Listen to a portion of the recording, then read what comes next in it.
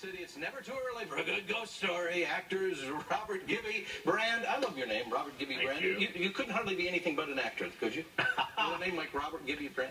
And Katie Kalahura. Did I get it close? Kalahura, you got it. Give us a preview of this one. We were just talking about it. It's called Ghost Rider. It's on stage at Quality Hill.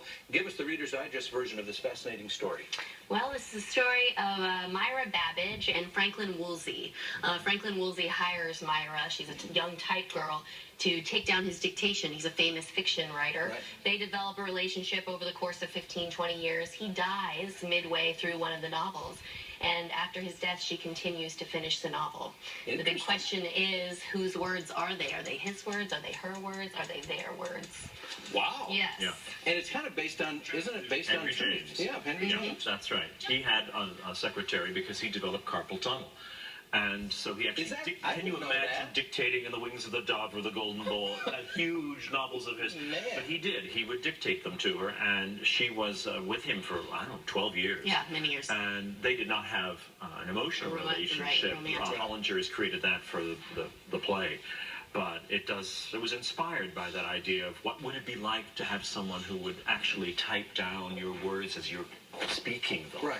And then where does that connection stop or start? Right? Between that woman. Exactly. Right. And that becomes interesting. And over the course of the play, you know, they have more of a collaboration. She begins to take down more of the punctuation. Yeah. And they dictate all the punctuation, too. in the beginning. No kidding. Yeah. Exactly. It's like Victor Borga. Right. Yeah, exactly. I mean, That's right. That's right. I have to resist making noises when I'm saying exclamation point. So they begin to collaborate more and more, and she begins to write and finish some things, and so, you know, it's really up to the audience to decide, you know, has she That's a neat device for the play. Mm-hmm. The audience then becomes the inquisitor that the widow to Mr. Woolsey has sent. And so Katie has to perform this long opening monologue as if you were judging her. Interesting. And so hired by his wife. You're directly addressed. In the real story, there you are right there on stage.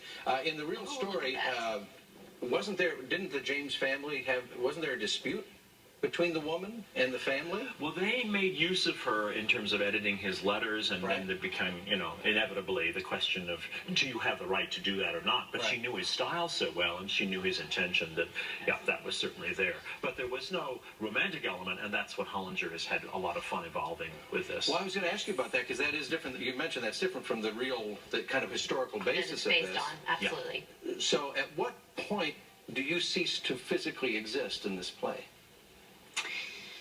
I'm a physical presence through the piece almost the whole time.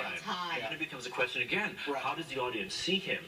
That's what I'm saying. Well, but I can't give you a... Well, we don't want to know more than we want to know. And it doesn't necessarily always go chronologically. Right. So she's telling the story. Myra is our storyteller. So you can go back into this relationship and we can learn about it as we get to that ending. Exactly. I'm scared just sitting next to you. Oh, that's wonderful.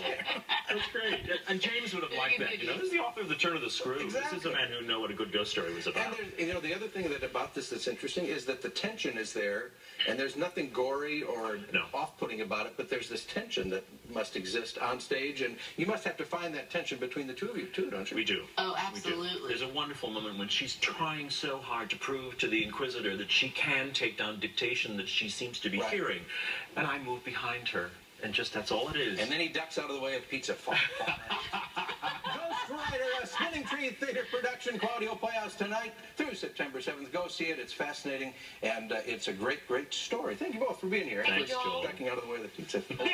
What is happening?